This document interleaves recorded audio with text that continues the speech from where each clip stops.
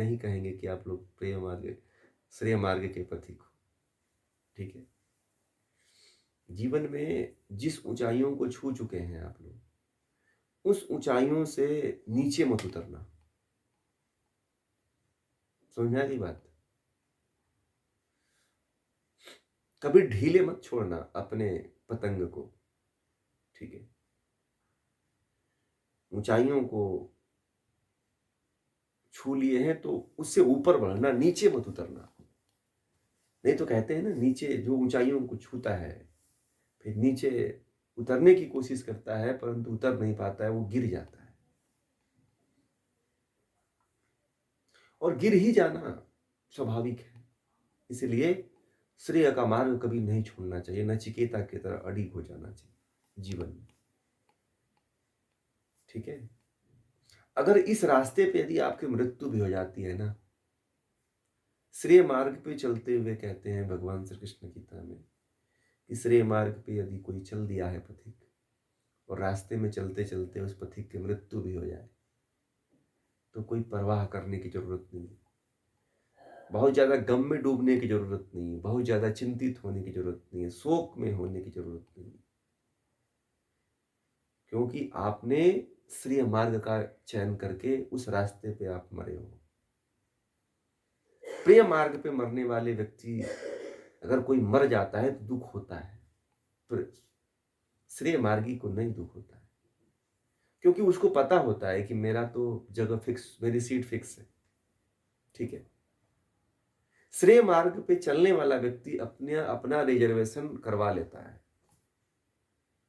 ठीक है? और जो प्रिय मार्ग पे चलने वाला होता है वह जनरल डिब्बे में यात्रा करता है, कहीं नहीं पहुंचता। बोलिए।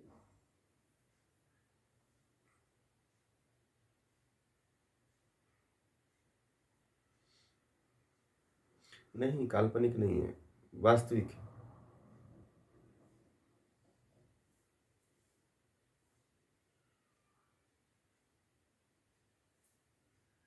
हाँ, हाँ, ऋषियों के।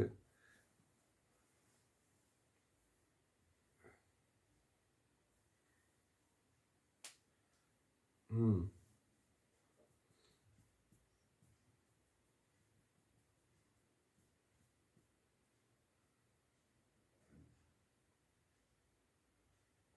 क्या?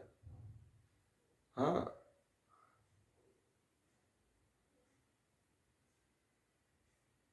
हाँ, पूर्व जन्म के संस्कार थे।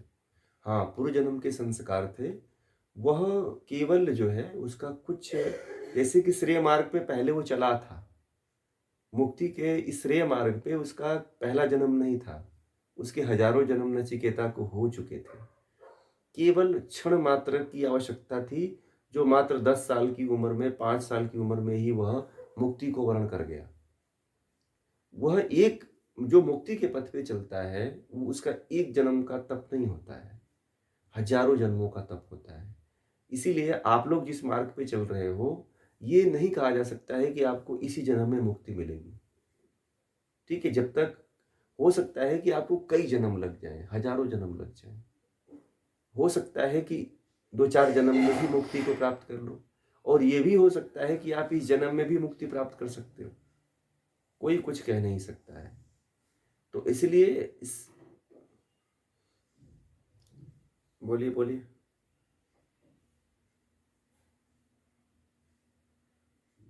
यही तो भारत का दुर्भाग्य है। यही तो दुर्भाग्य है। इसीलिए तो हमने भारत भारत इतने देशों।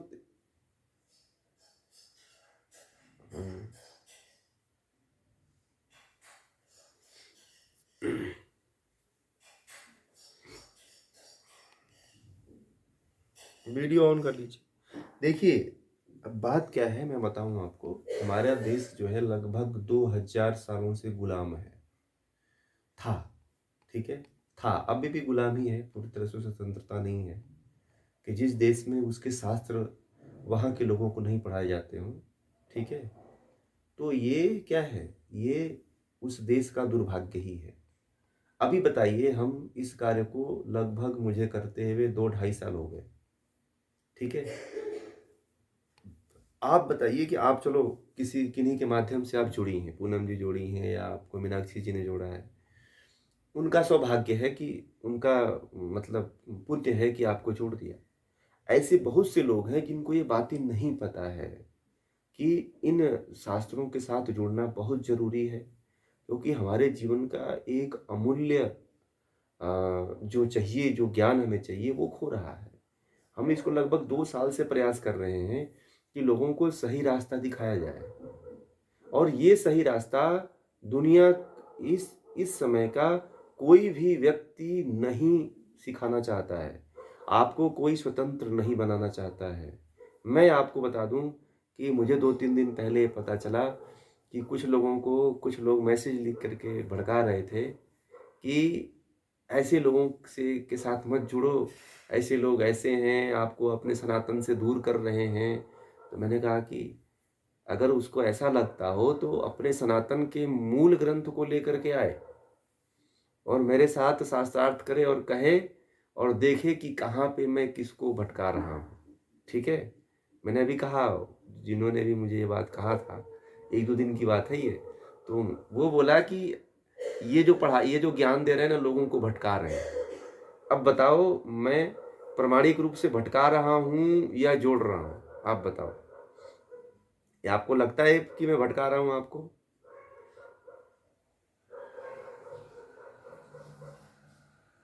पहले होता है। हाँ, ये पहले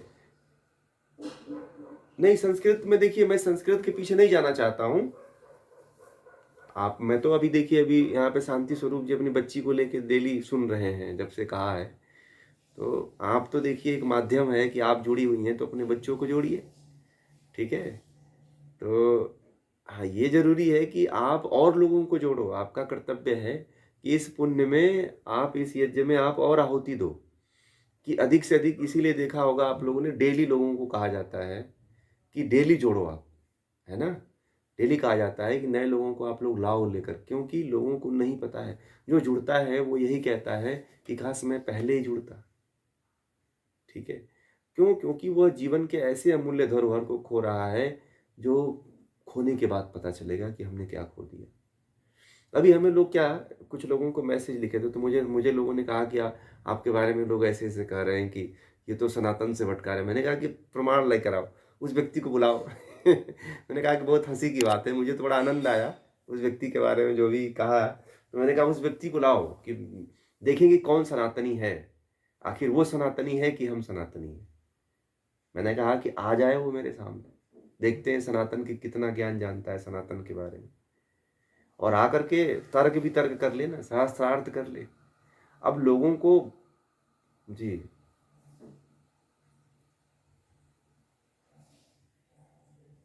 बाधा तो आती, बहुत आती है हमें, हमारे अपने लोग ही बाधा डालते हैं। वो तो बाधा अभी बहुत आएगी, अभी आ रही है और अभी बहुत लोग करते हैं, मुझे बाधित करते हैं। आपको नहीं पता है, आप लोगों को नहीं पता है। फ़ोन के माध्यम से मेरा फ़ोन हर जगह बँटा हुआ है। यूट्यूब से लेकर के सारे सोशल मीडिया पे बँटा हुआ है और हर जगह से फ़ोन आते हैं, मैं बताऊँ आपको। बड़े-बड़े जो पंडित लोग हैं ना, वो कहते हैं कि ये शिक्षाएँ स्त्रियों को देना बंद करो। मैं आप लोगों को आज बता रहा हूँ, ठीक है?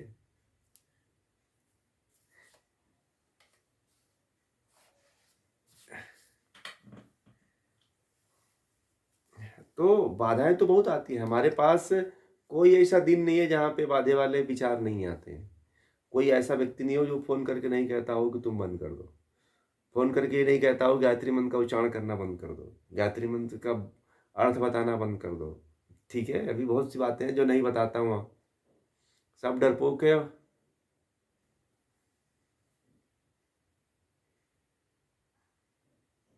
हाँ। हाँ, हाँ। तो इसीलिए मैं तो बहुत सी बातें नहीं बताता हूँ आप लोगों को, जो मुझे मेरे सामने आती हैं, वो बहुत सी मार्ग बातें आपको नहीं बताते हैं, क्योंकि मैं तो सोशल मीडिया पर धड़ल्ले से सब डालता हूँ और लोगों को बड़ा तीक्ष्ण बाण लगता है, पता है? और वो ये जो आपने जो बातें कहा ना कि हमें क्यों नहीं सिखाया जाए, इसी ये अपने लोगों के कारण हमारे बच्चों तक, आप तक ये बातें नहीं पहुँच पा रही है। और हमने एक मार्ग बनाया है कि इतिहास हमारे देश में क्या पढ़ाया जाता है, केवल इतिहास पढ़ाई जाती है। धर्म का नाम केवल इतिहास है। धर्म के नाम पे हमें रामायण और महाभारत केवल सुनाया जाता है। हमारे मोक्ष शास्त्रों को हमें बहुत दूर रखा जाता है। इतना दूर रखा जाता है कि हम यदि यहाँ से चले भी जाएँ ना, या 10 जन्म ले लें तब भी हमें वो ज्ञान नहीं हो पाएगा। बड़े सौभाग्य की बात है कि आप लोग इस सनातन परंपरा में जन्म लिए हो, जो आपको यह वेदोक्त और उपनिषदों का ज्ञान मिल रहा है। ये मैं बार-बार कहता हूँ, क्योंकि कोई साधारण व्यक्ति नहीं हो सकता है और उसके साधारण कर्म नहीं है जो यहाँ तक आ जाता है। ठीक है?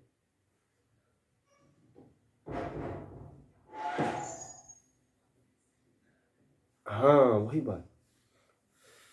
हाँ, सही कहा आपने। सही बात कहा आपने।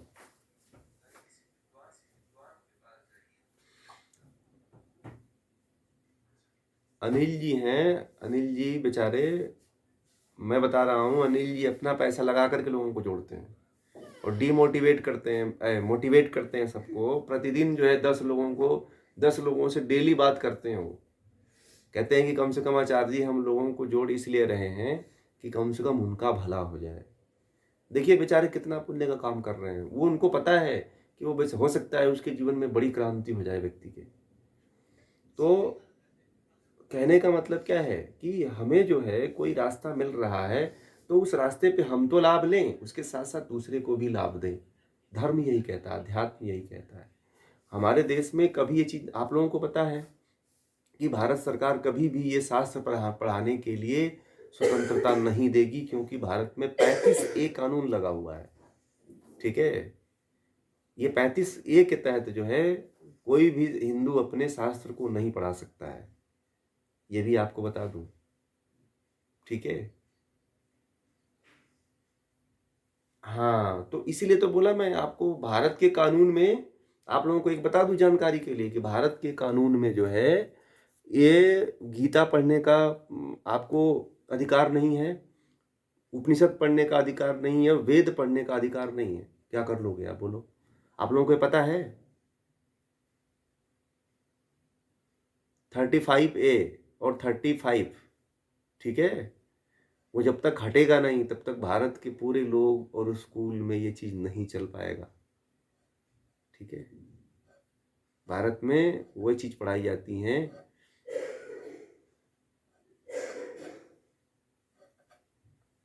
हाँ, यही तो बात है। आप अंग्रेजों का पढ़ो ना, twinkle twinkle little star how I wonder what you are. ये हाँ, अंडर में है ना, हम लोग अभी भी गुलाम हैं। अभी हम लोग क्या हैं? अभी हम लोग आजाद नहीं है। Power transfer of power agreement मैंने पहले बताया था ना एक दिन।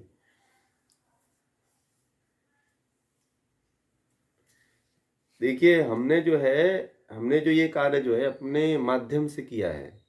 हम इसमें सरकार की परमिशन नहीं लिए हैं। ठीक है, कि हम ये काम करने जा रहे हैं। ठीक है, हमने कोई सरकार से परमिशन नहीं, क्योंकि सरकार परमिशन दे ही नहीं सकती है। आप लोगों को ये भी बता दूं, आप अपने आप को जान नहीं सकते हो। वो लॉर्ड मैकाले ने हमको सदियों के लिए गुलाम बना के गया है। ठीक है, वो भारतीय उसको जो है गुलाम बना करके गया है। मोक्ष के शास्त्र हम इसीलिए तो हम कोर्स के रूप में पढ़ा रहे हैं कि लोगों को ऐसे नहीं पढ़ाएंगे। कुछ कुछ दिनों बाद हम खुद गुरुकुल सबका खोलने वाले हैं, जिसमें स्त्री पुरुष हर वर्ग के लिए गुरुकुल खोलने वाले हैं। केवल बच्चों के लिए नहीं, हर वर्ग के लिए गुरुकुल खोलने वाले हैं।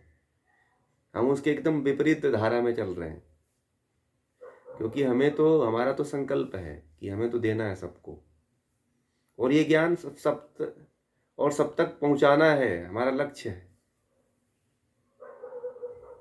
देखिए हमें किसी की टिप्पणी नहीं करनी है, हमें तो वो कार्य करना है जिससे कि उनका ये कलंक मिट सके।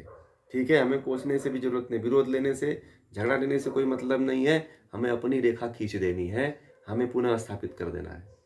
सनातन तभी बच पाएगा, देश तभी बच पाएगा। महलों से और बड़े बड़े बिल्डिंगों से धर्म नहीं होता है, धर्म ज्ञान से होता है। राष्ट्र तभी बचता है जब हर व्यक्ति के अंदर राष्ट्र जिंदा हो। जो जितना आध्यात्मिक होता है वह उतना राष्ट्र प्रेमी भी होता है। पता है आप लोगों को? जो जितना आध्यात्मिक होता है वो उसके अंदर उतना ही राष्ट्र के लिए तड़फ होती है। जो आध्यात्मिक नहीं हो सकता है वो राष्ट्रवादी नहीं हो सकता है, और जो राष्ट्रवादी है वही आध्यात्मिक हो सकता है। ठीक है? सनातन तभी जिंदा रहेगा, देश तभी जिंदा रहेगा, भारतीय संस्कृति तभी जिंदा रहेगी जब आपके शास्त्र आपके भीतर जिंदा रहेंगे। ठीक है? दीवालें खड़ा कर लेने से आध्यात्म और धर्म नहीं बचेगा। दीवालें टूट जाने वाली हैं, दीवालें ढहा दी जाने वाली हैं। ठीक है? अब बता दो कहीं किसी का महल दिखता हो? विक्रमादित्य का कहीं कुछ दिख रहा है महल? विक्रमादित्य का अस्तित्व है? राजा भोज का अस्तित्व कहीं है? खंडहर दिखता है। आओ कभी मध्य प्रदेश में, आपको राजा भोज के अस्तित्व को देखना, खंडहरें दिखती हैं। कहीं कुछ मिलता है? कहीं नहीं मिलता। सरकारें आती हैं तो एक आधी स्टेचू बना देंगी। कहने का मतलब है कि यदि भारतीय संस्कृति को, भारतीयता को, भारतीय धर्म को बचाना है, अध्यात्म को बचाना है, तो भारतीय शास्त्रों को जानना पड़ेगा। आप हिंदू हो ही नहीं, आपके अंदर क्या ज्ञान है? मैं तो बार बार ये कहता हूं कि केवल खोखला हो हिंदू के नाम पे। केवल जाति का चोला ओढ़ करके आदमी राजनीति कर रहा है। मैं फलानी जाति का हूं, मैं, वो क्षत्रिय है, वो ब्राह्मण है, वो शूद्र है, वो वैश्य है, कि मैं ऊंच जाति का हूं, मैं नीच जाति का हूं, इसी पे लड़ रहा है आदमी। अंदर से वो भी खोखला है, उसको भी नॉलेज नहीं है कुछ। पूछ दो कि भारतीय में वेद क्या है, वेद उपनिषद क्या है, उसके बारे में एक अक्षर नहीं बता पाएंगे लोग, गोल हो जाते हैं। विद्या क्या है, या विद्या क्या है, श्रेय मार्ग क्या है, प्रिय मार्ग क्या है, ये कोई नहीं बता पाएगा। और कहते हैं हम हिंदू हैं। काहे का हिंदू हो भाई? इसको हिंदू थोड़ी कहते हैं। ना आपको आत्मा के बारे में पता है, न जीवात्मा के बारे में पता है, न ईश्वर के बारे में पता है। कैसा हिंदू हो आप? आप हिंदू हो ही नहीं। केवल शरीर सारे, केवल एक शरीर मिला हुआ है, और उस टैग को कई पीढ़ियों से टैग लगा करके बस घूम रहे हो कि मैं फलाना स्कूल से पढ़ा हुआ हूँ। जैसे देखते हैं ना, वो कंपनी वाले टैग दे देते हैं कि लो इसको पहन के रखना कि फलाना कंपनी का हूँ मैं। उसी तरह से हम लोग भी कंपनी का टैग लगा के घूमने वाले लोग हैं। आता जाता कुछ नहीं है। हम कहते हैं हम हिंदू हैं, हम ब्राह्मण हैं, हम क्षत्रिय हैं, हम वैश्य हैं, हम शूद्र हैं। कुछ नहीं जानकारी है। भारतीय संस्कृति को ये लोग बचा पाएंगे क्या? बताइए। जो आज मैंने उनसे कहा कि जो कह रहे हैं कि लोगों को भटका रहे हैं, उनसे आगे कहना कि भारतीय भारतीय संस्कृति को बचा पाएंगे क्या? ऐसे किसी के अंदर जिंदा रख पाएंगे क्या? एक डिबेट हो रहा था, एक मुसलमान था, पूरा हनुमान चालीसा सुना दिया। ठीक है? और एक राजनीति के बहुत प्रचंड प्रवक्ता थे, उन्होंने उनको हनुमान चालीसा आधा भी नहीं याद था, 2 लाइन भी आगे नहीं सुना पाए। क्या बात करते हो आप लोग? मैंने उनको कहा कि कभी बात करवाना, जो ये हमसे कह रहे थे ना। मैंने कहा गीता क्या है, उपनिषद क्या है, थोड़ा पूछना उनके बारे में। सनातन की बात करते हैं ना, आ जाए कभी डिबेट करने के लिए, मैं तो खुले मन से बुला रहा। तो ऐसे ऐसे लोग हैं जो आपको रास्ते से भटकाएंगे, ऐसे ऐसे लोग मिलेंगे जो आपको रास्ते से ठुकराएंगे, बहुत आपके नज़दीक वाले आपको हटाने का प्रयास करेंगे। मैंने कल इस बात को कहा था, इसीलिए कल कहा था कि आप अच्छे मार्ग पे चल रहे हो, आप सच्चे मार्ग पे चल रहे हो, तो आपसे लोग जलना शुरू करेंगे, आपके विरोध में लोग खड़े होंगे। तैयार रहिएगा, क्योंकि उपनिषद कह रहा है कि श्रेय मार्ग शांति का मार्ग नहीं होता है, आराम का मार्ग नहीं होता है। ध्यान दीजिएगा, श्रेय मार्ग जो है आराम का और चैन का मार्ग नहीं होता है। भी बता दूंगा आपको, बाधाएं बहुत आती हैं, रुकावटें बहुत आती हैं। जीवन तलवार के धार पे चलने जैसा हो जाता है। थोड़ा सा आंख झपकी तो कहते हैं कि जीवन खत्म हो जाता है, खाई में गिर जाते हो। हर समय चौकन जागना पड़ता है इसमें। इसलिए ज्ञान लेना बहुत जरूरी है ऋषियों का। और नचिकेता की बात हो, नचिकेता इतिहास का एक ऐसा उदाहरण है ना कि व्यक्ति जब उसकी कहानी को सुनता है और जो उसके ज्ञान की बात को सुनता है, तो उसके भीतर का सोया हुआ आत्मा जाग उठती है और कहती है कि जब नचिकेता इतना हठी और दृढ़ संकल्पी होकर के परमात्मा को और आत्मा को और जीवात्मा को, ईश्वर को जान सकता है, तो मैं क्यों नहीं जान सकता? आप भी जान सकते हो कि नहीं जान सकते? ठीक है, एक सूत्र और लेते हैं। तो अब यहाँ पे कहते हैं कि जो अविद्या विद्या रूपी रूप से जानी गई, वे दोनों अत्यंत विरुद्ध स्वभाव वाली और विपरीत फल देने वाली। हे नचिकेता, तुमको विद्या का अभिलाषी मानता हूं। तुम किसके अभिलाषी हो? विद्या के अभिलाषी हो। विद्या दो है, एक अविद्या और एक विद्या। अविद्या जिसमें आप फंसे हुए हो संसार में, सत्य को असत्य मानते हो, असत्य को सत्य मानते हो, ये अविद्या है। ठीक है, नित्य को अनित्य मानते हो, अविद्या है। ठीक है, सुख को दुख मानते हो, दुख को सुख मानते हो, इसको अविद्या कहते हैं। तो उसमें कहते हैं कि हे नचिकेता, तुम जो है विद्या के अभिलाषी हो, जो सत्य है उस सत्य को जानने वाले हो, क्योंकि तुमको कामनाओं में लगाया नहीं जा सका। हमने तुमको कामनाओं में, बंधनों में बांधने का बहुत प्रयास किया, परंतु हे नचिकेता, तुम तो उसमें बंध ही नहीं पाए। इसलिए तुम विद्या के अभिलाषी हो। जैसे श्रेय मार्ग का अभिलाषी पीछे वाले सूत्र में कहा गया, उसी प्रकार से इसमें जो है नचिकेता को यमराज कह रहे हैं कि तुम जो है विद्या के अभिलाषी हो, विद्या के पथिक हो। किसके पथिक हो? विद्या के पथिक हो। ठीक है, और विद्या क्या है? विद्या का अर्थ क्या होता है? विद्या का अर्थ क्या होता है? नोट कर लीजिएगा। परमात्मा, जीवात्मा और मूल प्रकृति का ज्ञान, इसी को विद्या कहते हैं। अविद्या किसको कहते हैं? प्रकृति के परिणाम, मतलब कि जो भौतिक जगत दिखाई दे रहा है, इसके इसका ज्ञान जो है, संसार का ज्ञान जो है, संसार में लिप्तता जो है, इसी को अविद्या कहते हैं।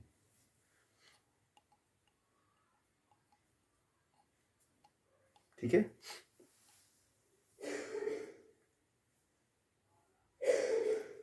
अब हम लोग आगे जैसे जैसे चलेंगे, वैसे वैसे आप लोगों को उपनिषद बड़ा रहस्यमयी, मैं बोला ना कि जब आप पढ़ोगे ना तो इससे प्रेम हो जाता है। उपनिषद में जब सूफी पागल हो गए थे, पता है? उपनिषद जब सूफी पढ़े, जब मुसलमान जब पढ़े ना तो पागल हो गए और सूफी हो गए। मंसूर को, रजिया को, सबको सूली पे चढ़ा दिया गया, पता है आप लोगों को? क्योंकि उनके धर्म के विरुद्ध जा रहे थे। मंसूर को तो सूली पे चढ़ा दिया गया, कील ठोका गया। ईसा मसीह से भी ज्यादा दर्दनाक मौत देकर के मंसूर को मारा गया था, क्योंकि वह उपनिषद के मार्ग पे चला था। क्योंकि दुनिया जो है ना, जिस मार्ग पे है उसी मार्ग पे आपको देखना चाहती है। इसलिए हमारे देश के साधु संत कभी किसी चीज को प्रकट नहीं करते हैं, बड़े छुप के रहते हैं, पहचान नहीं पाओगे। आपके साथ ही रहेंगे परंतु आप नहीं पहचान पाओगे कि कोई बहुत बड़ी आत्मा है।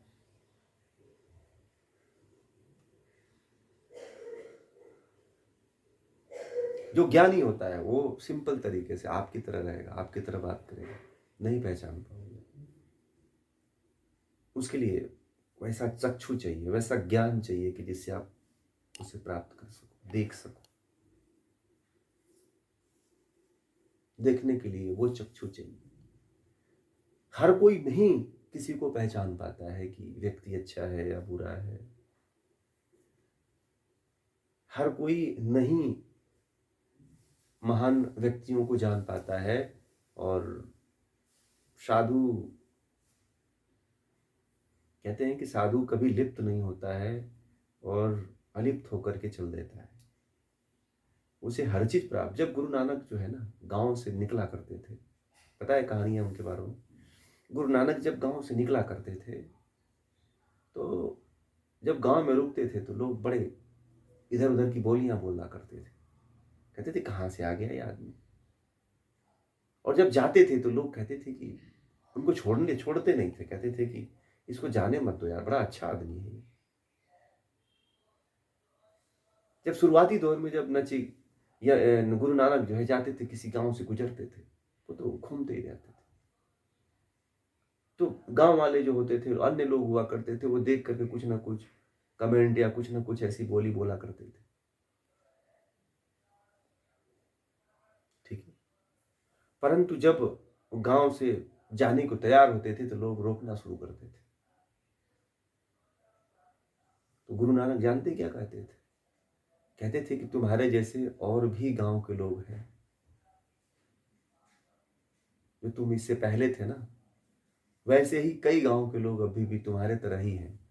इसलिए मुझे आगे जाने दो। तुम लोग तो रात भर मुझे खिला-पिला दिए, मुझे सुन लिए, मुझे जान लिए। परंतु आगे आने वाले जो आगे वाले गाँव हैं, उनको कौन फिर सुधारेगा? इसलिए यह कह कर के हर गाँव से गुरु नानक गुज़र जाया करते थे कहते हैं।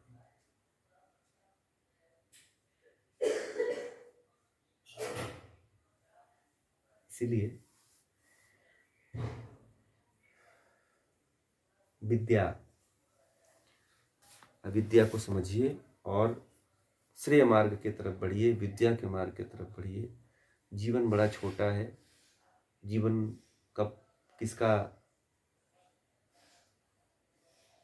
छूट जाए ये कोई नहीं जानता है। जीवन में इतना करके जाइए कि छूटने का कोई परवाह न हो। ठीक है?